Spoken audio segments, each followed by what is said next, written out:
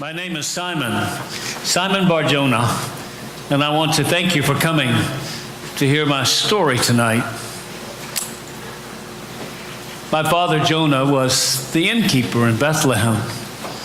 It was a great inn that we had, the only inn in town, so it got plenty of business, and especially got lots of business during the holy weeks of the Jewish year. Bethlehem's only 6 miles from Jerusalem, and it's located on the main highway, the King's Highway leading south out of Jerusalem, and our inn was right there on the highway, and so we got plenty of business. But I was really surprised when our inn filled up in this particular day. I was only 10 years old, and I remember asking my father about it, and he said something about taxes. He didn't particularly like having to pay them, but he was glad that this new tax had brought a lot of folks to the inn. Because they had come, we had closed the door, the gate to the inn. And all travelers knew if the gate was open, we had room, but if the gates were closed, we didn't. Folks would enter through this huge arch that was the gateway into our inn, and they would go directly into a large courtyard, and right in the center of the courtyard was a well, and surrounding the well were troughs where all the animals could drink. And it was my job as a 10-year-old to keep the troughs full of water. That was really easy, except when the camels came. Boy, could camels drink water. They really drank a lot. So I was really surprised that day, along with my father, when we had to close the doors. And then late that afternoon, was surprised again to hear a man banging on the doors. My father went to the doors and spoke through the doors, said, we're full. But I heard the man on the other side say, but my wife's been in labor all day long. Her water's already broken. The baby is coming any minute. Can't you do anything? And my father called to me, Simon, go quickly and clean out the smallest of the caves. Behind our inn, we had dug 4 caves in the hill, and they were small barns, mostly for the donkeys, and one of them, the smallest one, was where we kept our cow. It was an opportunity for her to get out of the sun. And so it wasn't too much trouble to move the cow and to put her in the corral and to quickly clean up that one little cave. And by the time I had it done, the man and his wife had made it through the courtyard and past the cooking shed and into the stable. My father said, Simon, run quickly and get the midwife. And so I ran down to the center of town to where Miriam lived, and I found her. She was an old woman. She must have been like 50 by that time.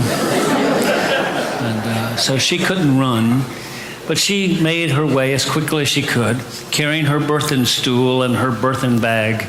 She said the bag was full of all the things that she would need.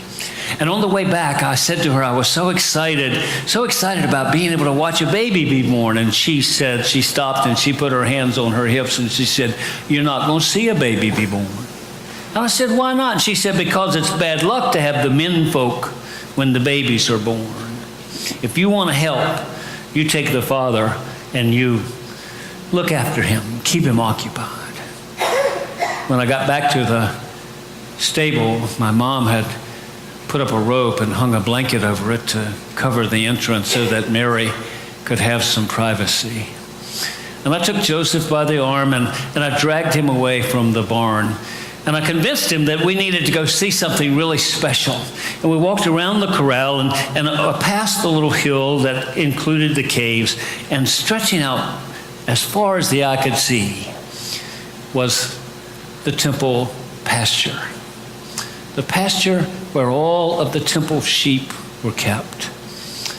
And I told Joseph that he needed to see these sheep. Joseph was a kind man.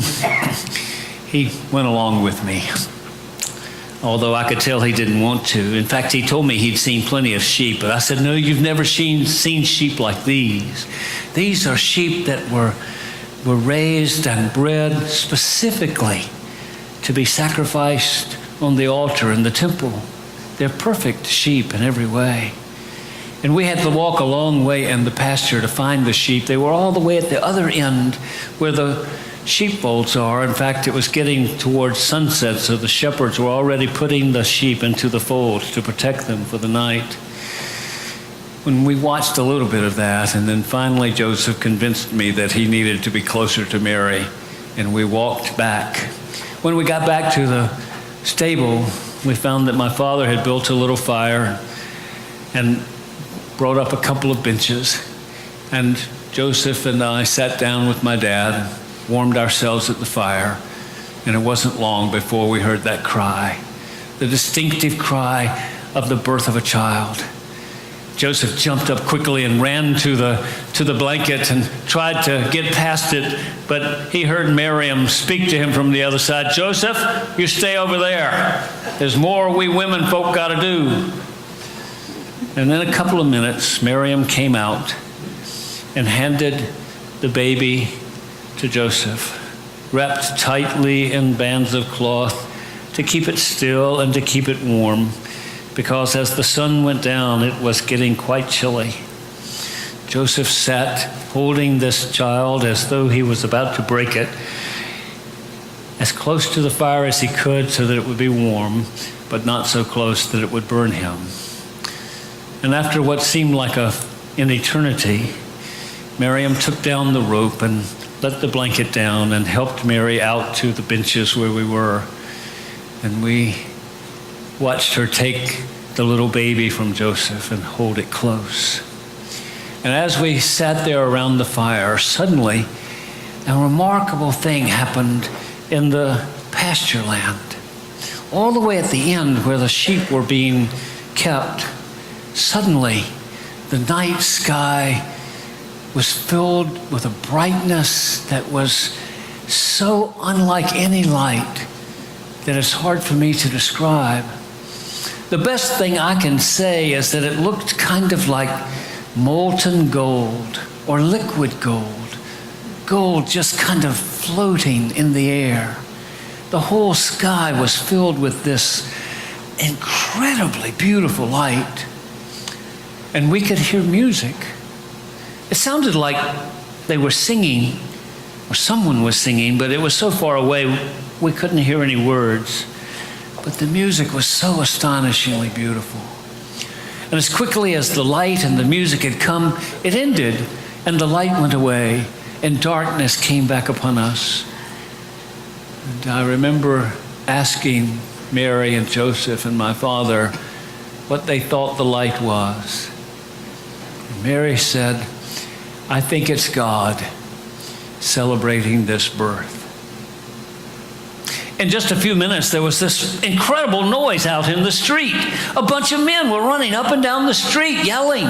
They were looking for a baby. My father sent me out, "Simon, go get those men." And I went out and got them and told them that the baby was in the stable. And all of the shepherds who had been guarding the sheep came in and gathered around Mary and Joseph and the babe, who by this time had been laid in the manger. And they told the incredible story. The story of how when they were watching the flock, protecting it at night, suddenly an angel, Gabriel, had appeared before them and announced that a baby had been born in Bethlehem, a baby who was going to be a savior of all the people. And this would be the signs that they would get. They would find a babe wrapped in bands of cloth and lying in a manger. And then they told about the whole heaven filling up with a heavenly chorus, with so many angels they couldn't begin to count them all, and how the angels shone so brightly with the glory of God that they looked like gold. Oh, I too had seen the glory of God at a distance. And then I realized that I was also seeing the glory of God lying in a manger. That gold, that liquid gold, that molten sky melted my heart and made me a believer. If you can see it too, or if you can hear that heavenly music, or if you can see that child, then your heart might melt as well, and you might become a believer too. And if you do, then the story will be as real to you as it is to me. And the promise of the angels will be yours. Peace, peace, peace on earth. Thanks. Thanks for coming and listening to my story tonight.